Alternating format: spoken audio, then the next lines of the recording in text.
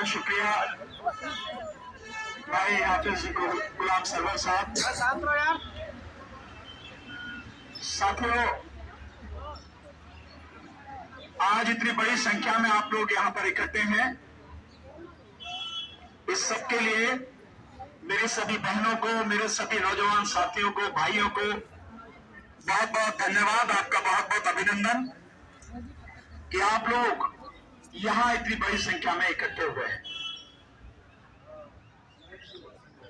साथियों, हम लोग 3-4 दिन पहले आए थे, कुछ साथियों से बात हुई थी, कम संख्या में लोग थे, तो हमने उनके सामने सारी बातें सुनने के बाद कुछ बातें रखी और उनमें मुख्य बात यह थी कि देखिए, लड़ाई उसकी लड़ी जाएगी जो इस लड़ाई में, अपनी लड़ाई में यहां पर उपस्थित होगा।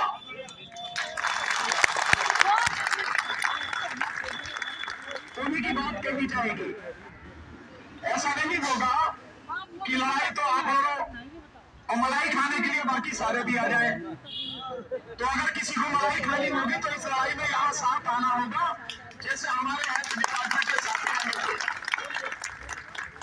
आप जितने भी साथी हैं, आपके पास जो भी कैमरा है, अगर फेसबुक लाइव कर सकते हैं, रिकॉर्ड कर सकते हैं, कर लीजिए, ताकि आपके जो तमाम साथी हैं, जो 10,792 साथी हैं, 10,792 साथियों को ही पक्की नौकरी मिलेगी और वो सारे बेनिफिट आपको मिलेंगे जिसके आप हकदार हैं। वो किसी का कोई मेहरबानी नहीं है, हक है आपका, लेकिन मिलेगी तभी जब 10,792 यहां होंगे। हमने ऐसे ही वहां किया था कि जो लोग आते थे, बाकायदा उनकी हाजिरी लगती थी, रजिस्टर में नाम लिखा जाता था, उनका पूरा सब डाटा, और वो भी ऐसा नहीं कि सुबह आ गए, हाजिरी लगाई और निकल गए। शाम तक 5 बजे तक दाना चलता था, तो शाम तक वो सारे साथी होते थे, तभी उन साथियों की लड़ाई इतनी मजबूत हुई और जो सोच नहीं सकते थे उससे ज्यादा उनको मिला। मैं आपको क्यों कह रहा हूं उससे ज्यादा मिला? वो तो पक्की नौकरी की बात कर रहे थे बस, कि भाई हमें नौकरी पक्की मिल जाए और साथ में उसके साथ जो बेनिफिट होते हैं वो मिल जाए, जैसे मेडिकल फैसिलिटी है, जैसे डीए वगैरह मिलता है, जैसे पीपीएफ वगैरह जो आपका कटता है, पीपीएफ जो होता है वो मिल जाए। लेकिन पता है उनको, सरकार ने कहने से, हमने जब उनको बताया तो क्या मिला?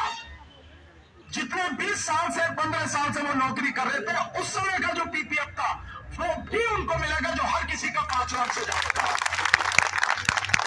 ये उनकी शर्त में नहीं था, पूछो एक है, ये उनकी शर्त में नहीं था।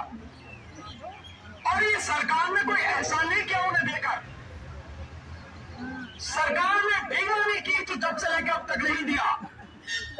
और धन्यवाद सरकार को कि उसे अपनी बेईमानी का एहसास हुआ और हमारे मजदूर साथियों को उनका हक उस दिन से मिला जिस दिन से वो नौकरी कर रहे थे।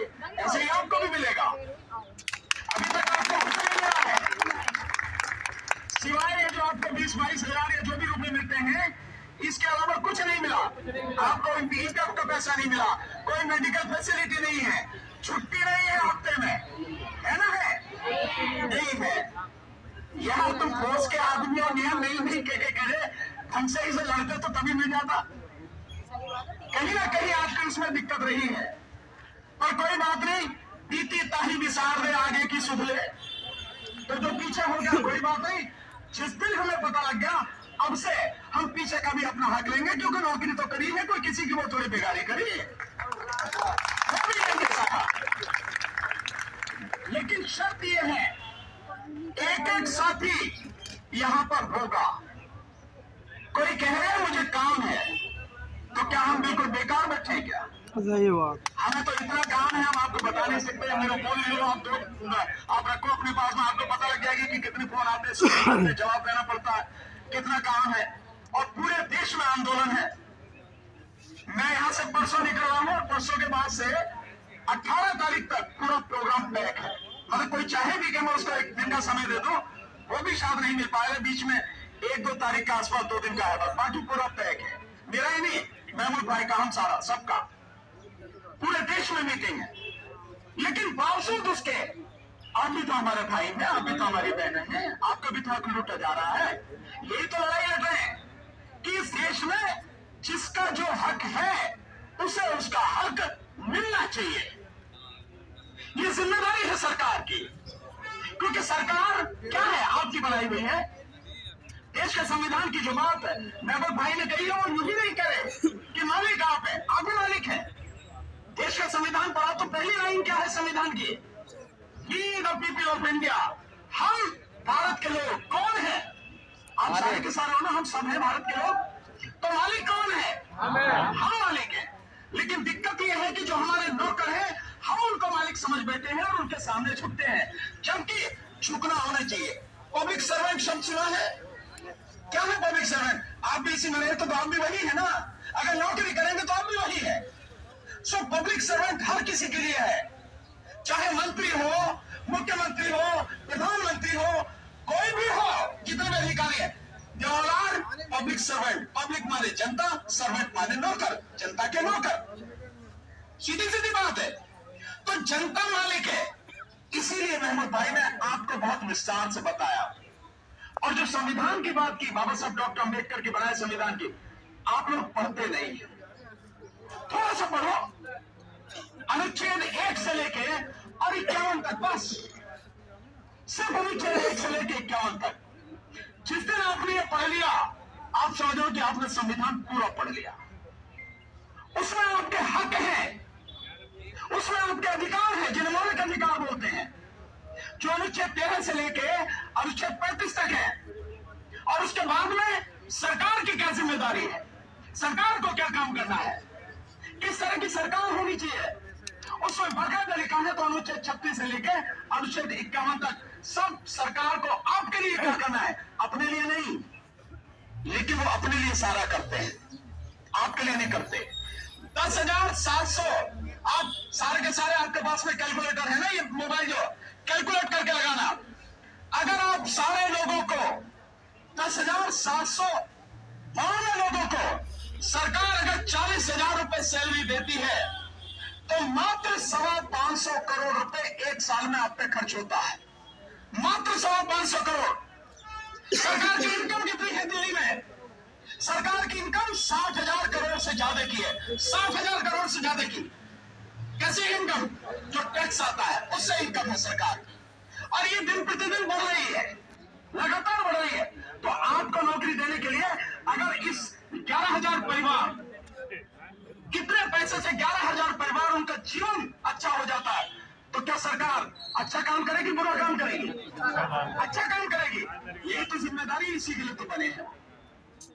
जब मार्शल की भर्ती की बात कही थी तो यही कहा गया था कि महिलाओं की सुरक्षा के लिए ये भर्ती की जा रही है। तो क्या महिलाओं की सुरक्षा की जरूरत नहीं है?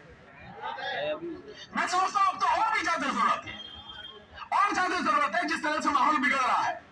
सो जिस समय ज्यादा जरूरत है उस समय सरकार एक झटके में आपको निकाल के बाहर कर देती है।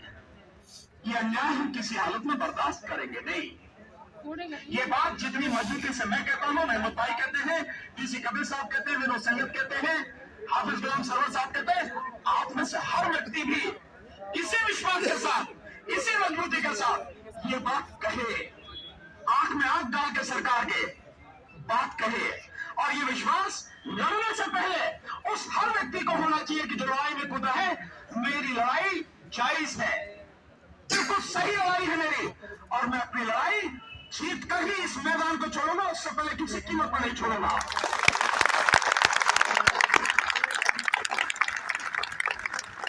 आप तो 10,752 लोग हैं ना, ये तो हमारे डिस्पेंसरी के साथी तो मात्र 585 लोग थे। ये 585 लोग, इन्होंने कितनी जबरदस्त तरीके से धरना दिया मैं बता नहीं सकता। और उसमें मेरी बहनों की संख्या बहुत ज्यादा थी, बहुत जबरदस्त थी। रोज आते थे, सर्दी हो बरसात हो कि कोई भी हो, कभी उन्होंने नागा नहीं किया और लगातार लड़े, जिसका नतीजा ये लोग जीत के आए। 5.5 महीने और मजेदार बात कि जो 5.5 महीने ये धरने पर बैठे, उसकी भी तनख्वाह इनको मिली। ऐसा नहीं क्योंकि धरने पर क्यों बैठे, किसकी वजह से बैठे? सरकार की वजह से। हमारी हमारी खुशी थोड़ी, हम तो काम करना चाहते हैं, हम तो काम कर रहे थे। आप लोग 9 साल से लेकर 15 साल 20 साल और जो कुछ साथी लोग शायद 25 साल भी हुए, इतने समय से आप काम कर रहे हो। आपका कसूर क्या है, क्यों निकाल दिया गया आपको? कोई कसूर नहीं है। और जिस कानून का सहारा लेकर 1968 के जिस कानून की बात करते हैं, कानून अगर गलत है तो कानून को सही करने की जिम्मेदारी सरकार की है। ये नहीं है कि उसके आड़ में जो है मजदूरों की कदर काट देगी। ये सरकार का काम है। बना तो कौन है कानून? सरकार ही बनाती है ना। तो अगर कोई गलत कानून है, देश के जो लोग हैं, नागरिक हैं, उनके जीवन के रास्ते में अगर आड़े में आ रहा है, वो हटाओ उस कानून को, नया कानून बनाओ, संशोधन करो। किस बात के लिए? सारी प्रक्रिया तो संविधान में दे रखी है ना। उसी के लिए काम आपको करना है। लेकिन साथियों, जैसे सारे साथियों ने कहा, हम आपके साथ जो आए हैं इसलिए कि आपको हक मिले, हमें आपसे कुछ नहीं चाहिए, ये पक्की बात। लेकिन हमें आपसे चाहिए साथ, 2 तरह का साथ। वो भी हमारी लड़ाई नहीं है, जिसमें हम साथ मांग रहे हैं वो भी हमारी लड़ाई नहीं है, वो भी आप में से हर किसी की लड़ाई है, पूरे देश की लड़ाई है। और आप ही की तरह जो बाकी मजदूर साथी हैं, वो उनकी लड़ाई है। जिस दिन हमारी व्यक्तिगत लड़ाई हो, आप में से कोई मत आना, हमको बताएंगे, हमें कोई चिंता वाली बात नहीं। बहुत लोग हमारे पास, हम जानते हैं कानून कैसे लड़ना, कैसे क्या करना, हमें चिंता नहीं इस बात की, ठीक है ना। लेकिन जब आपकी भी लड़ाई हो, देश की भी लड़ाई हो और बाकी साथियों की लड़ाई हो, उसमें ईमानदारी से आना। उस दिन ये मत कहना कि मेरे यहाँ शादी है, मुझे कहीं कपड़े लेने जाना है, मुझे कोई काम करने जाना है। बहाने बात, इंसान बहुत चालाक है, अपने बचने के न जाने कितने रास्ते ढूंढता है, इसलिए वो बहाना उससे नहीं करना। और हमें आपका साथ चाहिए। लड़ाई बहुत बड़ी चले, वो लड़ाई जिस दिन हम जीत गए, आप लिख लेना, आप जैसे जितने लाखों करोड़ों मजदूर देश में हैं, उस दिन उनका हक मिलना शुरू हो जाएगा। ये हमारी गारंटी है। मोदी कहता है कि ये गारंटी है, तो मैं कहता हूं कि हमारी गारंटी है। जिस दिन वो लड़ाई आप सब हम मिलकर जीत गए, उस दिन आप सबको अपना हक मिलेगा। वो लड़ाई क्या है? वो लड़ाई है ईवीएम की लड़ाई। जोर से बोलो, लड़ाई क्या है? ईवीएम हटाओ, देश बचाओ, ईवीएम हटाओ, देश बचाओ, ईवीएम हटाओ, देश बचाओ। क्यों साथी, मैं क्यों कह रहा हूं ईवीएम की बात? ईवीएम की बात क्योंकि ईवीएम से सरकार जीत रही है। भाई, आपका मेरा हर किसी का हक है, जिस भी व्यक्ति को, जिस भी पार्टी को हम चाहते हैं उसको वोट दें। हमारा वोट किसी को जाना चाहिए, हमारा वोट किसी के खाते में गिना जाना चाहिए, धोखा नहीं होना चाहिए। लेकिन जब हमारा हक लूट लिया जा रहा है तो हमें बोलना नहीं चाहिए, बोलना चाहिए। मैं आपसे पूछता हूँ, आप में से कोई बताओ, जब आप बटन दबाते हैं तो क्या ये पक्का करते हो, आपको पक्का होता है कि आपने जिस कैंडिडेट को, जिस पार्टी को वोट दिया, आपका वोट उसी के खाते में जा रहा है? नहीं। आप तो वोट के साथ ही रहे हो, आपको वोट ले जाने में भी आपने बहुत से भागीदारी निभाई है। देखो, हाथ उठाओ, कौन कौन है? अब भैया मैं आपको बताऊं, मैं तो 2012 का इलेक्शन करा जिस नक्शे को ईवीएम को ढोते हो, उसी में होती है, सील भी यही करते हैं। ये सारे के सारे वो लोग हैं जिन्होंने ईवीएम का अच्छी तरह से धोया है। जिन्होंने ये सारे वो साथी हैं। हमारा घर हो जाता भाई कहाँ से लिया देखो, इन्होंने धोया है, लेकिन ये नहीं समझ पाए कि जिसे धोके ले जा रहा है उसको वोट किसकी जा रही है। ये बात है, गई है हमारी ये बहन कह रही है कि इन सबने ईवीएम को धोया, तो सरकार ने ईवीएम के माध्यम इन सबको धोया। धोया नहीं धोया? लेकिन अब सरकार की धुलाई बंद, अब सरकार की धुलाई होगी, आपकी नहीं होगी। ये सरकार को समझ आना चाहिए। इसीलिए हम इस देश से पूरी तरह से ईवीएम का खात्मा इसी बार करेंगे, इसी बार। वो नहीं लाया मैं 2024 का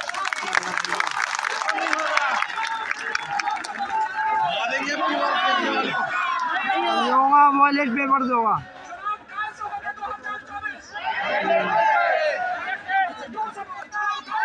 चुनाव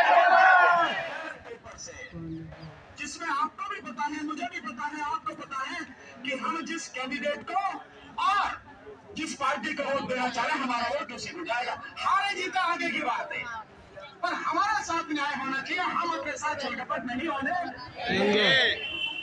इसलिए ये सारी की सारी हमारे पास बहुत आंकड़े आपको धीरे धीरे बताएंगे इस ईवीएम की लड़ाई में। बस इतना ही चाहिए आपसे, दो काम। एक, सारे साथी जितने भी हैं सब उपस्थित रहेंगे यहाँ। तो ईवीएम की लड़ाई में जब आपको आवाज दी जाएगी तो एक एक साथी को आना होगा। 10,792 साथी चाहिए, आएंगे। और इसके बाद आपकी लड़ाई अब कैसे चलेगी हम आपको धीरे धीरे बताएंगे, समय पर आपको बताएंगे, समझाएंगे, ताकि आपकी लड़ाई अपनी मंजिल तक पहुंचे, आपको आपका हक मिले। साथियों, आपके बच्चे खुशहाल हो, आप सुखी हो, आपको अच्छा खाना मिले, बच्चों को अच्छी पढ़ाई मिले, आपका रहन सहन बेहतर हो, ये आपका संवैधानिक हक है।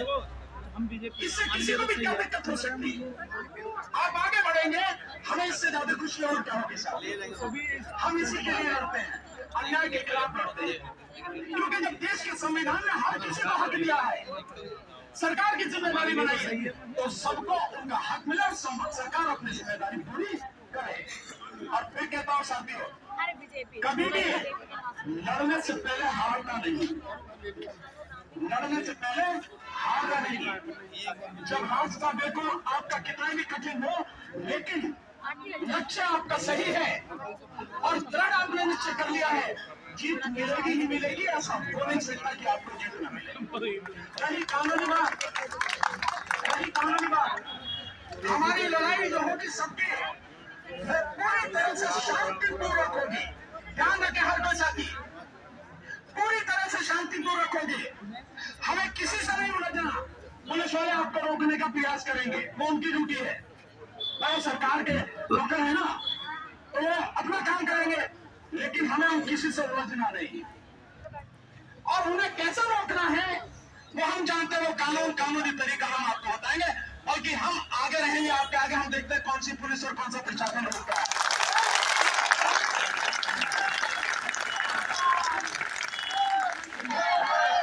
लेकिन पूरी तरह से आंदोलन शांतिपूर्वक तरीके से होगा।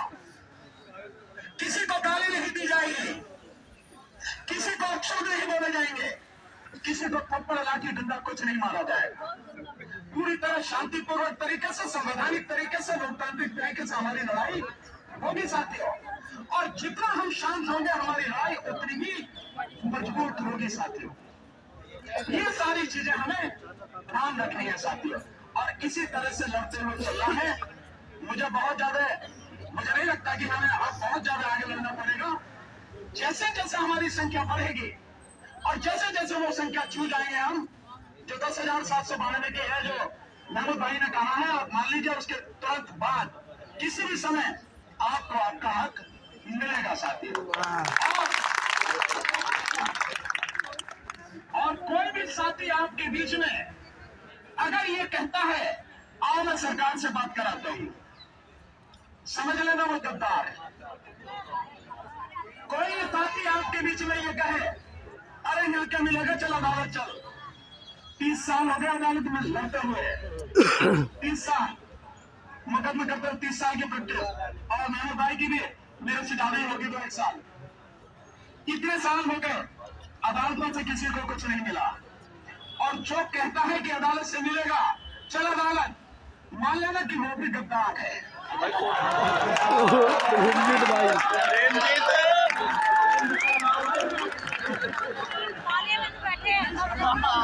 प्रेमजीत को बुला लो। अरे शांत जाओ।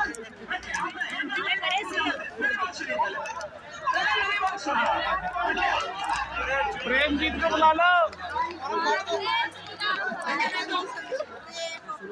इतनी सी बात पे कल भी नहीं जाती, अब आपकी शर्म आती है। मैं क्यों कह रहा हूँ ये बात? मैं बात क्यों कर रहा हूँ, मेरी बात को समझो। आप गलत हो तो आप कहोगे आप गलत कह रहे हैं। सरकारों का जनता के प्रति जो जिम्मेदारी है, कर्तव्य है, उससे जब भी वो बचना चाहती हैं तो अपने पास कुछ दलालों को बुलाती हैं और मुकदमे कोर्ट में पहुंचा देती हैं। और उसके बाद क्या होता है? उसके बाद क्या होता है?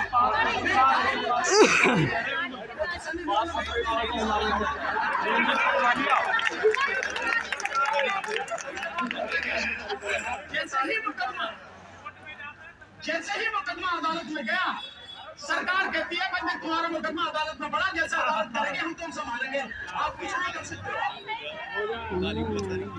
और ये अदालतों के मुकदमे नहीं है, अदालतों के मुकदमे नहीं। आप किससे? सरकार को क्या कहना है? आपको लेटर में पक्का करें, आपके दरगाह में पूरा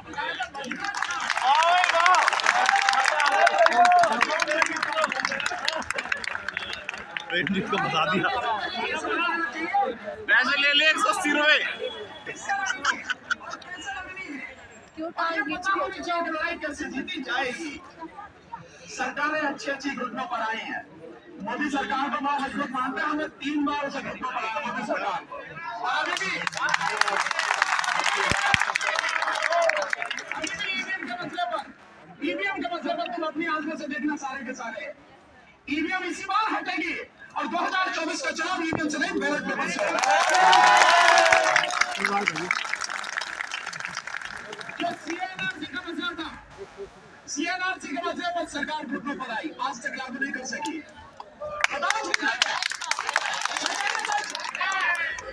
किसानों का आंदोलन 13 महीने उनके साथ खड़े हुए थे, अब 13 नहीं किसान उनके साथ खड़े अभी भी हम।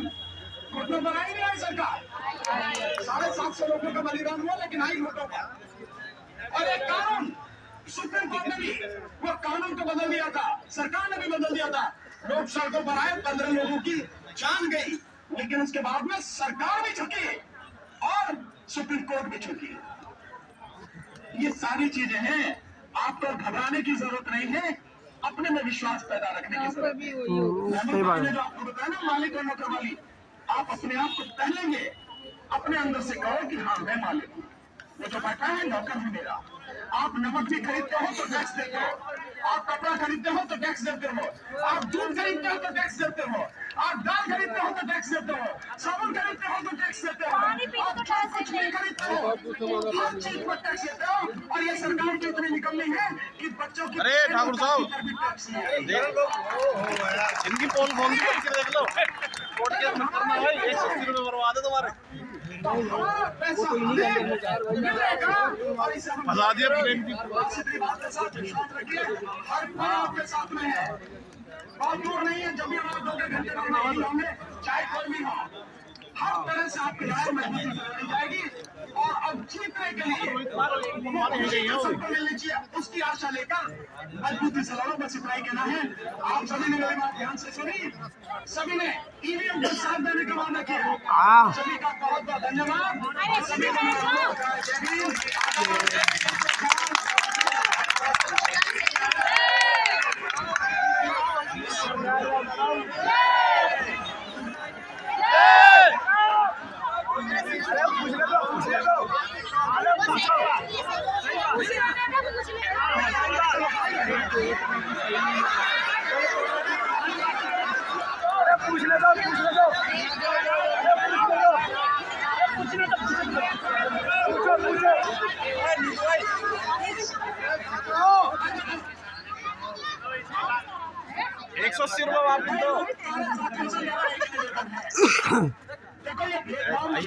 खड़े हो गए यार, आप हमेशा भारत माता की जय बोलो। जब बच्चे के माता पिता दोनों जैसे होते हैं तो माँ की जय बोल के रह जाते हैं, भारत पिता की जय क्यों नहीं बोलते? भारत पिता की जय। आगे से माँ के साथ पिता की भी जय बोलो।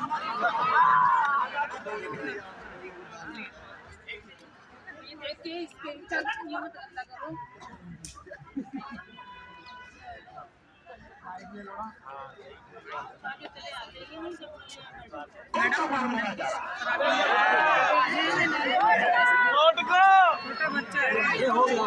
180 रुपए में ले लिया, पैसे बोलो अच्छे से कौन सा फॉर्म? नहीं फॉर्म दिखाओ भाई, फॉर्म दिखाओ।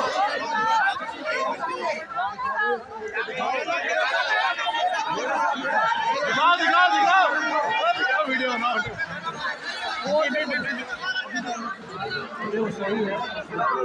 सही है जल्दी कर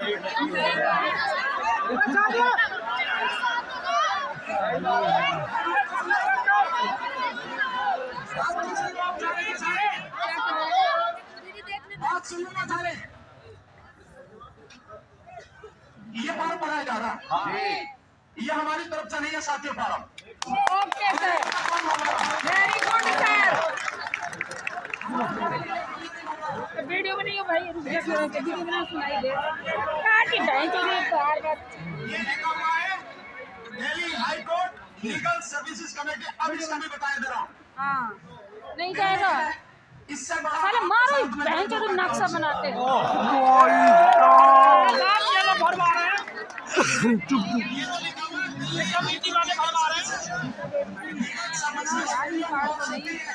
नीचे डिस्ट्रिक्ट कोर्ट से लेकर सुप्रीम कोर्ट तक ये सरकार दिलाती है महिलाओं को, सभी को, और जो गरीब लोग हैं जो अपनी फीस नहीं दे सकते वकील को, इसको लीगल एड से वकील प्रोवाइड किया जाता है बिना। अरे सुनने दो ना, तुम तो सही लेक्चरबाजी करते हो। मेरा निवेदन है इस सब चीजों मेरा फ्रेंड